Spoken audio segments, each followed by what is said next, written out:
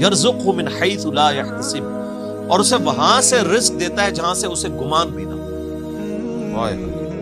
رزق میں صرف دنیاوی جو ہم مال دولت اس کو ایک رزق سمجھتے ہیں، یہ ایک رزق کا بالکل چھوٹا سا ٹوٹا ہے۔ اس سے بڑا رزق اللہ تعالیٰ ہمیں دے رہا ہے جس کی طرف ہماری توجہ نہیں ہے، اور وہ رزق ہے ہماری صحت۔ ایک شخص کے پاس کروڑوں روپے ہے لیکن اس کے گردے فیل ہو چکے ہیں، کس کام کا؟ ایک بندے کے پاس اربوں روپے ہے لیکن اسے معدے کا السر ہے، وہ چاٹ نہیں کھا سکتا، وہ گول گپے نہیں کھا سکتا، وہ بریانی نہیں کھا سکتا، چاہے اس کے جتنے مرضی ہوٹل ہو۔ تو دنیاوی مال و دولت کا آ جانا صرف یہ رزق میں سے، میں نے کہا یہ بالکل چھوٹا سا جز ہے، اس کو انسان یوٹیلائز کرے، یہ بہت بڑی بات ہے۔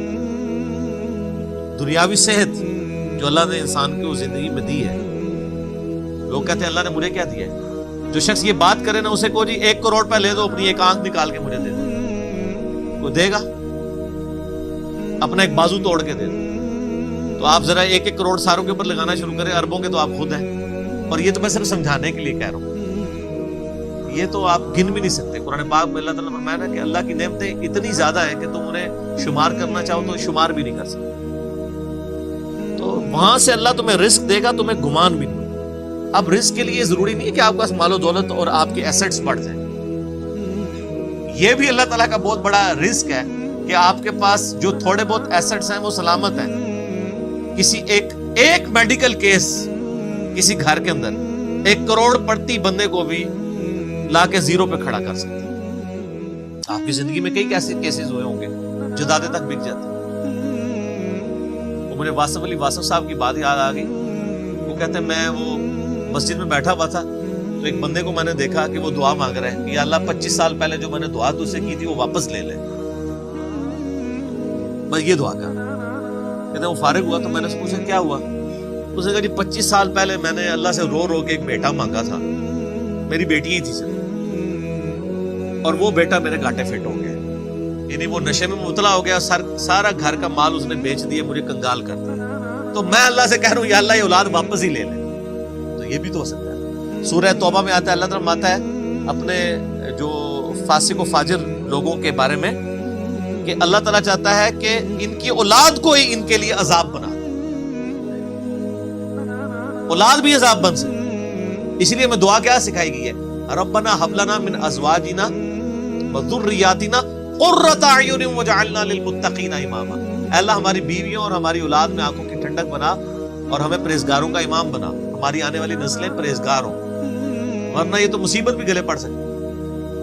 تو ایک میڈیکل کیس آپ کو کہاں سے کہاں لے کے جا سکتا، ایک بچے کا نافرمان ہونا آپ کو کہاں سے کہاں لے کے جا سکتا، اور اس سے بڑی ناکامی تو آخرت کی ناکامی ہے۔ ایسا بچہ بھی ہو سکتا ہے کہ جو آپ کی دنیا تو برباد نہ کرے لیکن آخرت برباد کر دے، اس کی وجہ سے آپ گناہوں میں مبتلا ہو جائیں۔ تو یہ بھی رزق کی ایک فارم ہے۔ رزق صرف یہ نہیں ہے کہ آپ کے لیے مال پانی کھل جائے، بلکہ مال سبسسٹنس لیول پہ بھی موجود ہے، لیکن آپ کو کوئی ایسی تکلیف نہیں آ رہی کہ جس کی وجہ سے آپ کا مال نہیں نکلنا۔ ورنہ ایک بندہ 10 لاکھ روپے مہینے کا کماتا ہے اور 9 لاکھ روپے اس کا نکل جاتا ہے، کیا فرق پڑا اس کو؟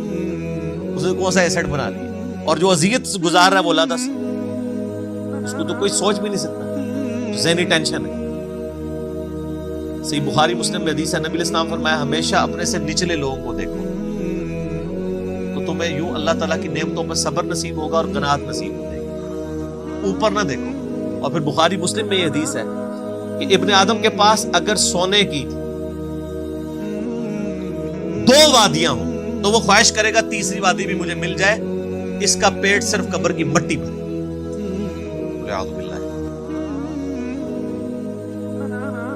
بخاری مسلم دونوں میں حدیث ہے کہ انسان کہتا ہے میرا مال میرا مال میرا مال۔ نبی علیہ السلام فرمایا تیرا مال تو وہ ہے جو تو نے کھا پی لیا یا پہن کر بوسیدہ کر دیا یا اللہ کی راہ میں خرچ کر کے آخرت کے لیے محفوظ کر لیا، باقی جتنا مال ہے وہ تو تیرے ورثہ کا مال ہے، تو کہتا ہے میرا مال ہے۔